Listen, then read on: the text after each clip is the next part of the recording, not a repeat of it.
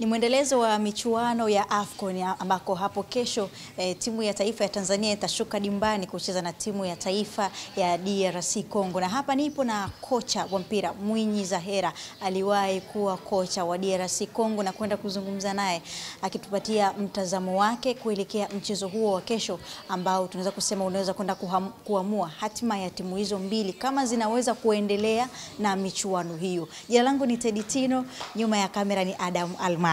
Kocha, habari ya majukumu? Salama, nashukuru Mungu. Nimefurahi kukutana na wewe. Na mimi nafurahi pia. Sawa, ni jambo jema. Michuano ya AFCON kocha inaendelea. Wewe pia tunasema una experience na michuano hii kwa sababu umeshakuwa kwa muda mrefu ukiona timu ya DRC Congo. Pengine umeshiriki takribani AFCON 3. Unaweza kutupatia tofauti ya AFCON zile ambazo ulishiriki wewe na AFCON ya mwaka huu pale nchini Ivory Coast? Ukiangalia kwanza tofauti ni matofauti ya matimu. Unasikia kufuatana na mfano AFCON ya 2015 haikuwa timu nyingi, makundi haikuwa nyingi hivi, okay? Waliongeza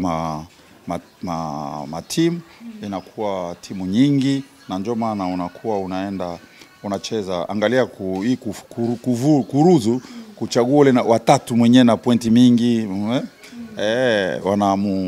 wanachukua ule watatu mwenye na mapointi, watachukua wanne. Kipindi ile ilikuwa wanachukua moja tu.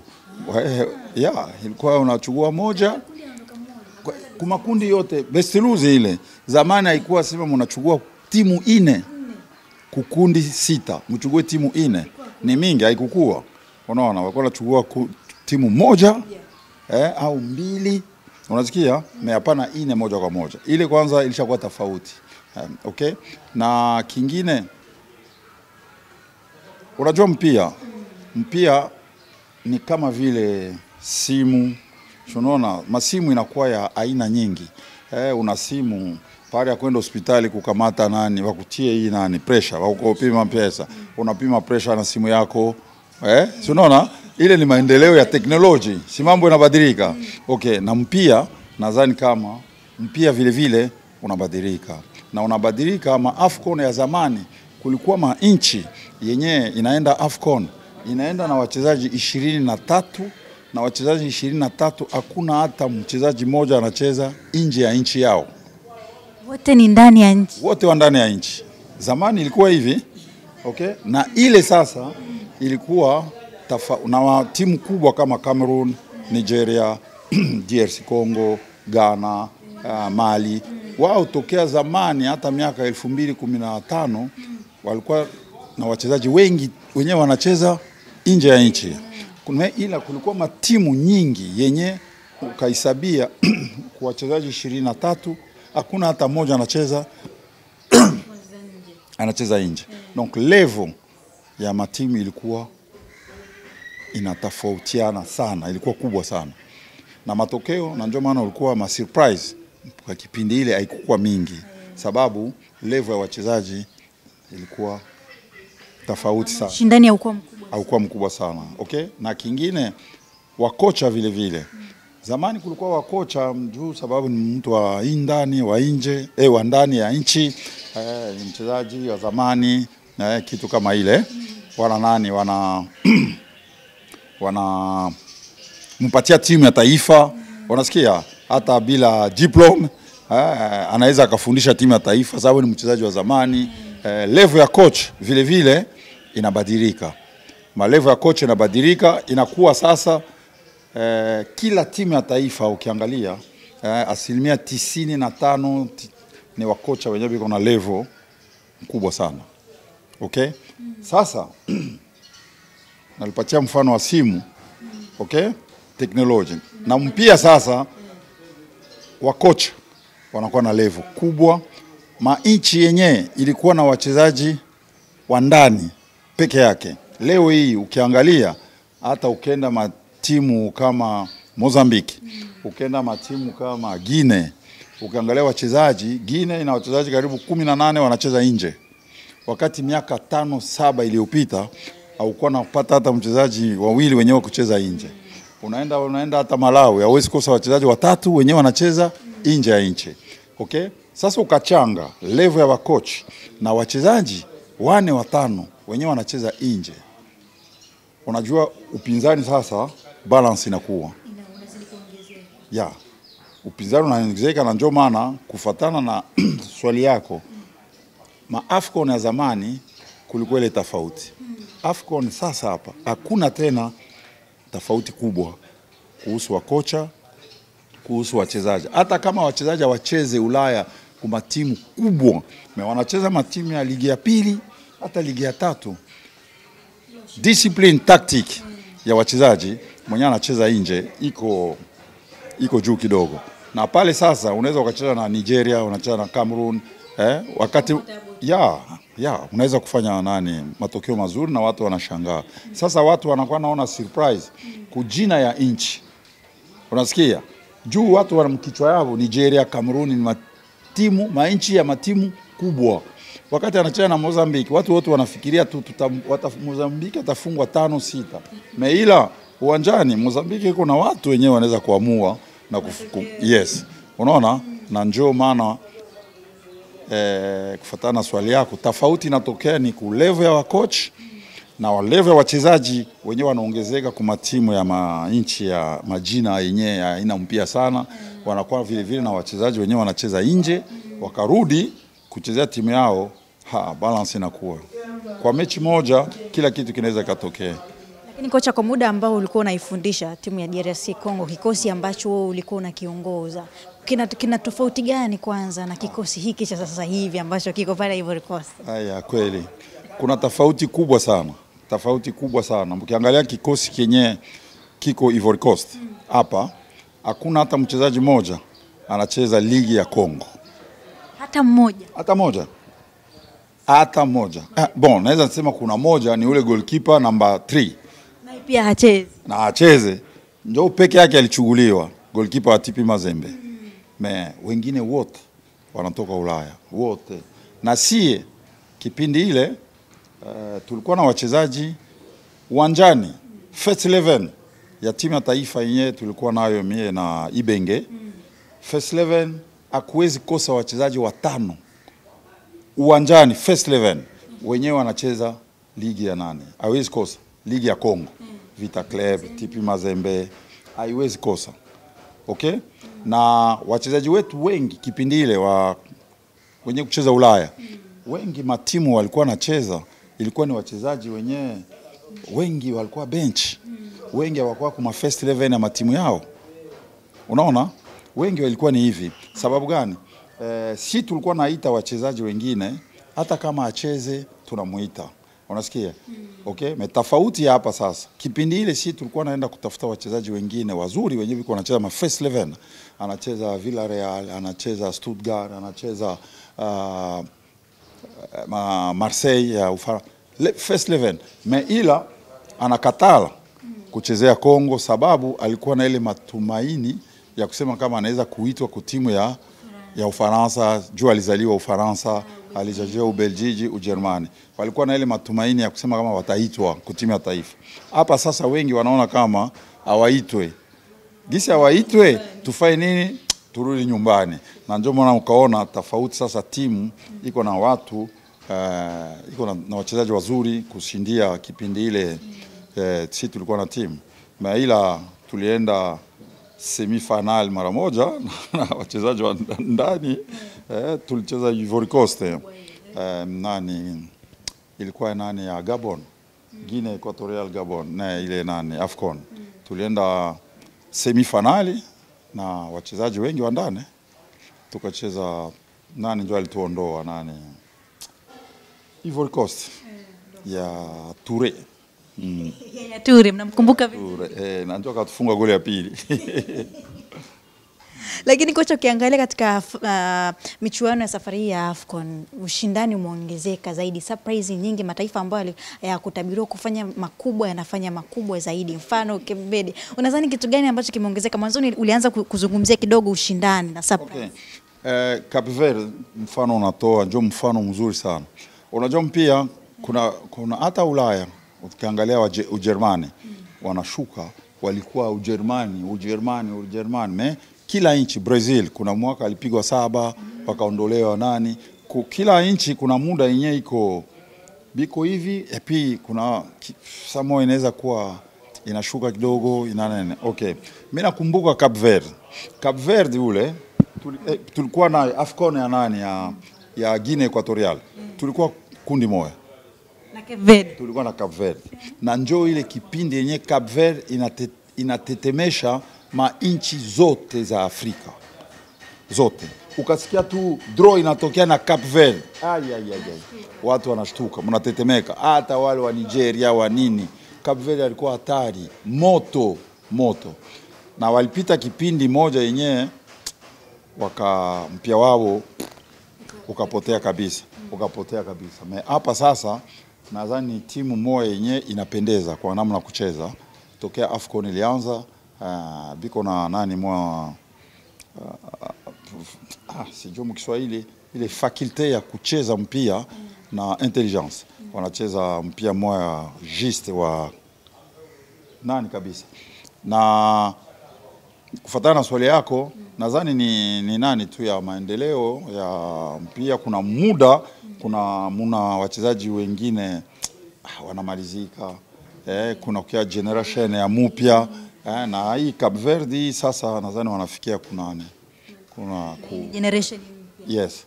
Na kufuatana ingine matimu gisi nalisumulizia mwanzo hapa manane, maendeleo ya matimu kufuatana na wachezaji wenyewe wanacheza nje.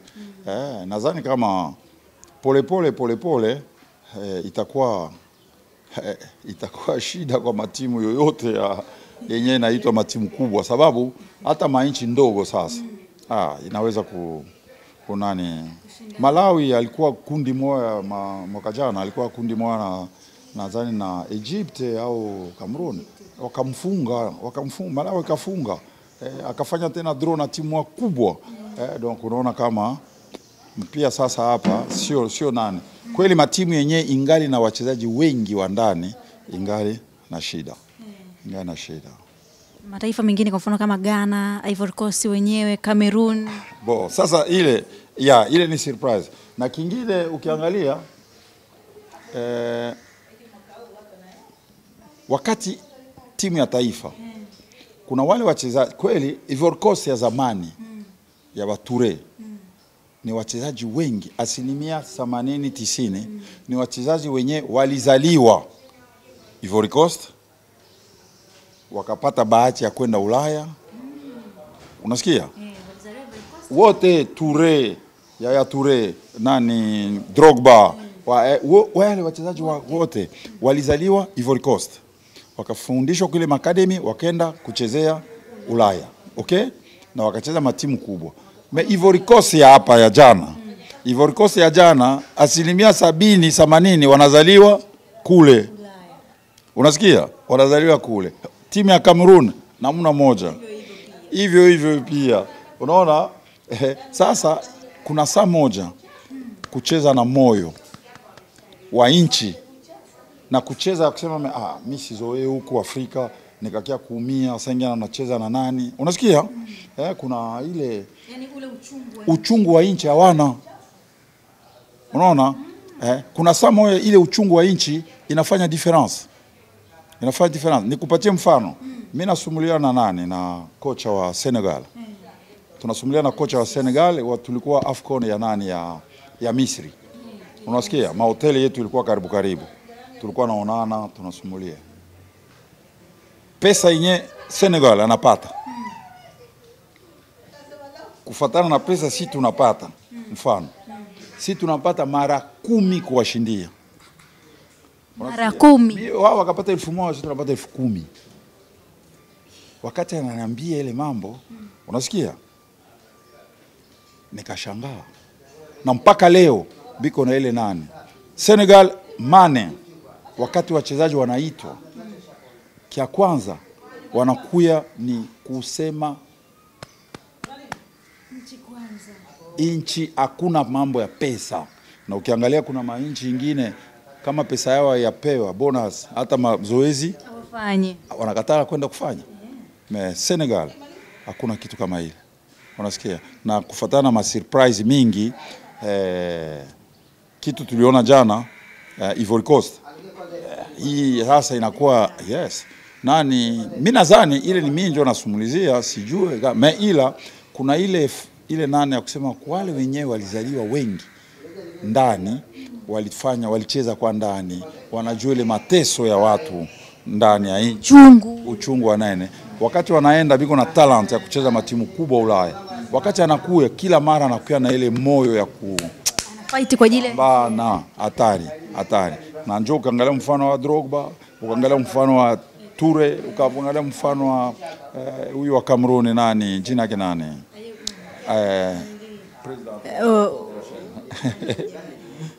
Hata jina nilipotea hapa. President wa Federation ya Cameroon huyu. Samuel Eto'o, ukiangalia huyu nani ule alifunga magoli nyingi, alicheza AFCON, mama akacheza kombe ya dunia miaka Roger Mila, wote wale ni watu wenyewe walizaliwa Cameroon na walicheza ligi ya Cameroon. Unaona, wakati wanaenda Ulaya wakaitwa biko na ile nani ya nchi. Unasikia? Biko na ile maumivu ya nchi. Wanapigania nchi. Hao wengine watoto wanazalika Ulaya biko na ile matabia ya wazungu, wanakuya apende asivunjike, akavunjika itakuaje? Unaona wanacheza mnapigwa ine. Kocha. Njoo hivi sasa. Umetupatia hapo tofauti kwa uzuri kabisa na hizi surprise tumezungumzia. Kesho ni mechi. Tanzania na DRC Kongo. Tupatie mtazamo wako kama kocha kwanza, tukianzia hapo kutupatia mtazamo wako wa mechi na tukianzia pia kutupatia utofauti wa timu ya taifa ya Tanzania na Kongo kwa hivi sasa. Timu utofauti ni nani ya wachezaji, level ya wachezaji ili hatuwezi danganyana. Okay? Ilisha kwa tofauti. Hata kama si wote ni wachezaji 11 kuna utofauti. Na utofauti ni experience ya wachezaji wa Kongo, wenyewe kuna ile wanacheza ligi kubwa na wana mechi kubwa. Unasikia? Ila mpira ni mpira. Okay? Mpira unaanza dakika moja unamalizika na dakika 95 97. Na mpira tuko 11 ndani ya uwanja. Si hivi? Na kunatokea sasa ile wanaita organization ya kila timu. Namna gani? Plan yenu gani mtafanya, mtajiorganize kwa kucheza na watu fulani. Okay? Kati ya organization kuna ile wanaita individual. Okay? Ya moja uwezo wa moja. Okay? Na kuile mnaweza kushinda sababu mlijitolea sana. Okay? Na mna uwezo sana. Mnaweza kuferi sababu amkujitolea sana na mna uwezo amkujitolea sana. Wewe ukajitolea mwenye na uwezo, ukajitolea sana. Na uko na uwezo wako. Na huyu mwenye ana uwezo, anajitolea sana. Pale difference asilimia kubwa mwenye na uwezo na kama ulijitolea sana ni lazima asilimia kubwa utapata matokeo. Si hivi? Sasa na hapa kesho, mechi ya kesho ni mechi yenye DRC hayajikalifai. Hakuna sababu yoyote ya kusema wasijitolee. Unasikia? Ni lazima wapambane. Ni lazima. Juu kule nani? Kule Ivory Coast. Wakaondolewa. Hata hotelini mtu hawezi kwenda pale, hawezi fika pale. Mchezaji hawezi rudi. Kwa nini kocha? Ni hivi. Wale washabiki wenyewe serikali analipia ndege, analipia hoteli. Watu kama 500 wanalipiwa ndege, wanalipiwa hoteli, wanalipia kila kitu. Siku yao kukaa na posho, kila kitu wanawapa. Wale watu watavunja basi, itakuwa shida kubwa. Kwa hii motivation ya wachezaji wao wenyewe wanajua kama ile ni mechi ya nani? Ya kufa na kupona. Okay? Tanzania nayo ni mechi ya kufa na kupona. Sasa kufatana na hii naliwaambia mfano. Huyu mwenye na uwezo mkubwa anajitolea 100%, na huyu mwenye ana uwezo mkubwa anajitolea pia 100%. Avantage 60% nadhani 60 iko kwa DRC Congo kwa kuina ile mechi. Siwezi sema 50-50 ni 50-50, no, ni kusema uongo. Avantage kubwa ni DRC Congo kuina mechi ya kesho. Ila mpia unakuwaka na ile wanasema miracle. Okay? Na ile miracle iko kuia 30-40. Maajabu iko. Okay? Na kweli maajabu naweza kusema ikatokea. Maajabu ya mpia ikatokea. Ila siwezi sema kesho 50-50, no. Kesho avantage ni ya DRC. Ila Tanzania wanaweza kufanya surprise gisi Gina alifanya jana kuhusu nane. Asilimia chache sana kwa kufanya ile surprise. Uamini kama ile result katokea? Kuamini siwezi kusema naamini kabisa. Ukaamini maana yake unahakikisha itatokea. Naamini sana hii hao watafanya hivi. Mimi siamini. Siamini ila inaweza. Ila siwezi kusema kama 100% naamini hawa kesho wanafanya surprise. Hapana. Na ukingine unajua nani? Unajua mpia ni strategy. Okay? Kesho kwa nani kufunga? Kwa Tanzania kufunga mechi ya kesho. Ya kwanza inafaa wabadilishe plan yao ya mchezo kufatana na mechi walicheza ya kwanza na Morocco. Unasikia? Mechi ya pili walicheza tofauti na mechi ya Morocco. Sababu gani? Sababu kichwa kila mchezaji, hata kocha mwenyewe anaona kama Zambia ni timu ya kawaida. Yes, awashindie Tanzania hata kitu moja, hata kimoja. Okay? Ila mechi ya kwanza sababu gani? Walikamata ile option ya kusema tukabe wote. Wakabe wote gisi walikaba mechi ya Algeria. Ile yenyewe wapatia qualification. Yeah. Unaona? Walikaba dakika ngapi? 90 yote kukaba. Mechi ya Morocco walikuwa na ile idea tufanye nini? Tukabe tu. Okay? Na mechi ya Congo. Sasa sababu gani nakwambia kama nani itakuwa chance iko ndogo sana. Kwa mimi kusema kama anaweza kuwina hii mechi nani Tanzania inafaa wacheze. Na ukafunguka na Congo ni lazima wakaadhibu. Mtego. Ni lazima. Unaona, na ndio maana naona kama nani iko ndogo sana. Inafaa wabadilishe plan kwa kumfunga Congo. Ni lazima wacheze na kwa kucheza space itakuwa na Congo iko na watu wa kuamua sana ku mambo ya speed, technique, intelligence. Nitakuwa ngumu sana. Draw unaweza kusema draw inawezekana juu unaweza ukashambulia dakika 80 unapata fasi na ile siku hauna bahati unakosa kuingiza goli unakaa. Kumfunga Congo ile njoo itakuwa ngumu sana. Wanasema mchezaji kupata namba kwenye kikosi cha kwanza cha timu ya taifa ya Congo ni ngumu sana. Kuna wachezaji wawili pale wanapata namba. Kuna Mayele ambaye anacheza Pyramids, lakini pia kuna Inonga ambaye anacheza Simba. Unazungumzia tukianza na Inonga? Tukaanza na Inonga. Inonga anacheza fasi yenye utumizi wa akili. Utumizi wa akili sio kama fasi Mayele anacheza. Inonga anacheza fasi yenye utumizi wake wa akili unaweza kuwa na 60-70 ya akili na ukakuwa na nguvu. Unasikia? Nguvu ya kugonga ukacheza. Unasikia? Fasi Mayele anacheza ni fasi yenye utumizi wa ile fasi inaomba akili sana, intelligence. Yes, ufanye kazi. Na pale Mayele iko na watu wawili. Unasikia? Kuko mchezaji anacheza Braga. Okay? Anacheza Champions League. Na yeye ndio anaendesha kwa magoli. Unasikia? Sasa utachaje mchezaji wa Braga mwenye anacheza Champions League? Anacheza Champions League.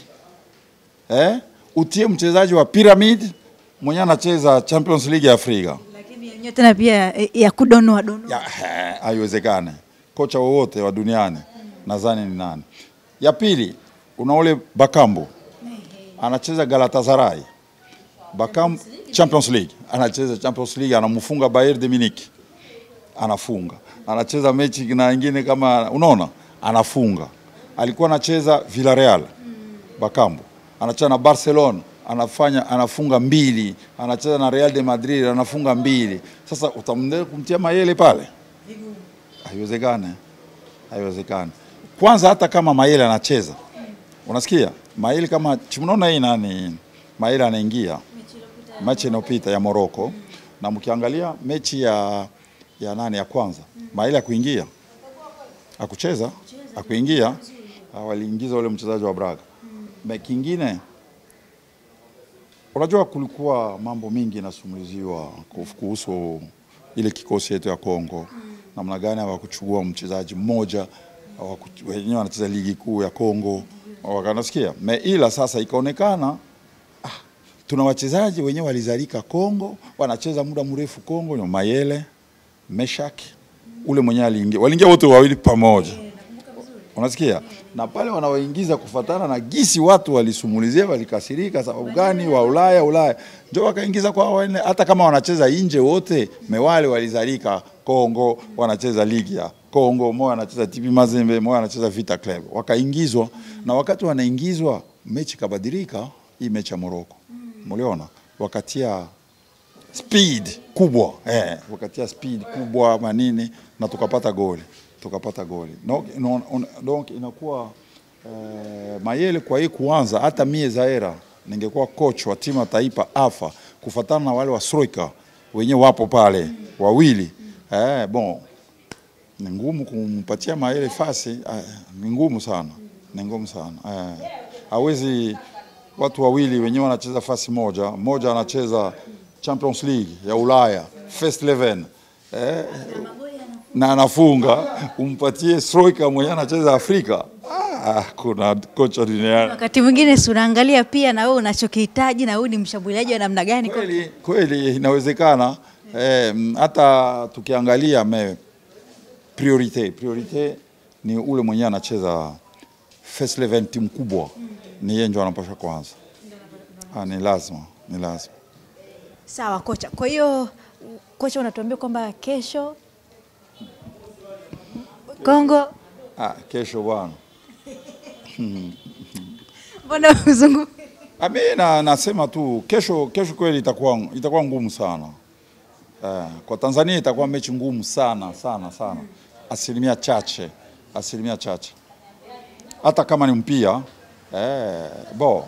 mimi naona pressure yenyewe iko Kongo. Pressure yenyewe iko Kongo, unaona watu wanatoka ku mambo mengine ya nje mpia. Yes. Unajua Kongo asilimia kubwa mtu anaweza kataka alale njaa, ana chochote, ana chakula, mpia afurahi kama timu ya taifa inafunga. Sasa wewe ukaondolewa na sio kusema kama Tanzania sio timu nzuri. Tanzania ni timu nzuri sana. Okay? Kuondolea, angalia Ghana jana. Unaona inatokea. Okay. Yes. Na pale sasa Kongo watu kipindi hii wanategemea nani sana? Wanategemea mpia. Na mechi hii ya kesho ni mechi yenye ikafika sijui kama mechi ni saa 2 au ya saa 5. Ikachezeka saa 2. Saa 1 ukutani hata na gari moja barabarani. Gari hakuna. Watu kule mpia ni iko sawa vile dini. Kila mtu ametulia kwenye TV yake anatazama. Kabisa. Na njoo kesho kia kwanza natoka kuambia kweli kwa Tanzania kufanya vizuri kesho inafaa cheze. Unaona? Inafaa wacheze. Na ukicheza pale sasa Kibu Denis anaweza kumchenga Chancel Mbemba. Sasa kwa we kupiga inafaa uende kule mbele. Unasikia? Na ukenda kule mbele huku nyuma kuna nafasi. Unasikia? Na watu wako wa nyuma uwezo wao pale sasa njoo kuna tofauti na washambuliaji wa DRC Congo. Na pale sasa pale ni lazima mfungwe. Lakini kocha, kwa sasa hivi michuano inaendelea, lakini mmoja wa wachezaji wa DRC Congo ambao tumetoka kumzungumza hapo, Inonga, anazungumza sana. Watu wengi wanasema huyu kwa sasa hivi kwa wachezaji wa Afrika ndiye beki bora kwa kile ambacho anakifanya. Wewe unasemaje kwa hili? Beki bora, ngoja nikwambie. Beki bora yacheza semifinali ya Champions League.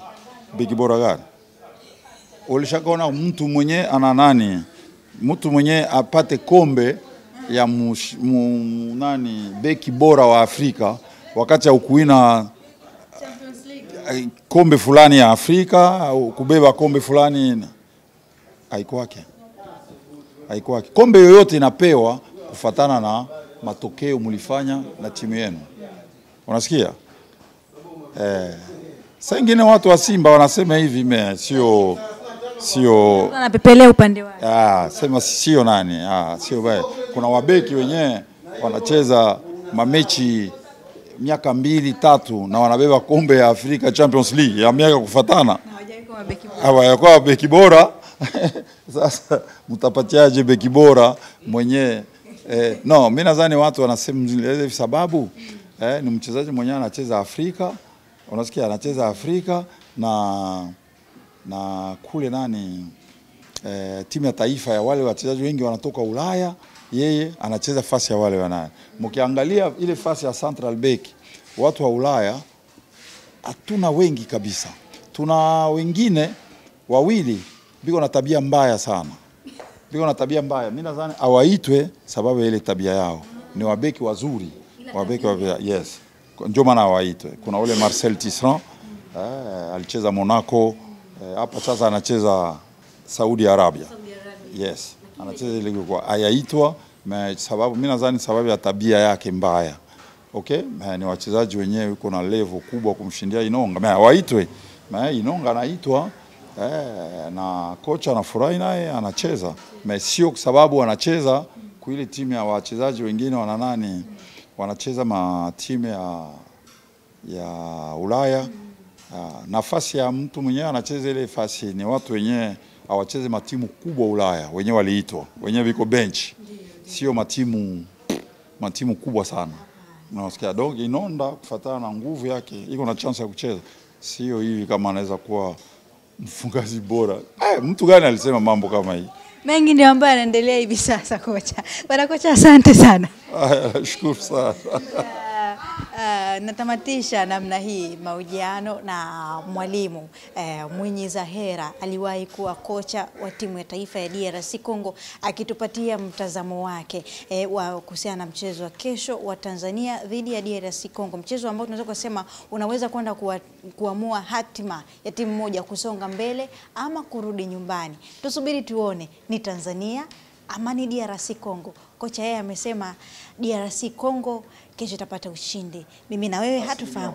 Asilimia kubwa biko na bahati ya kupata ushindi. Sawa, tusubiri tuone kile ambacho kitajiri. Jina langu ni Teddy Tino, nyuma ya kamera ni Adam Almasi. Endelea kufuatilia Kishamba TV.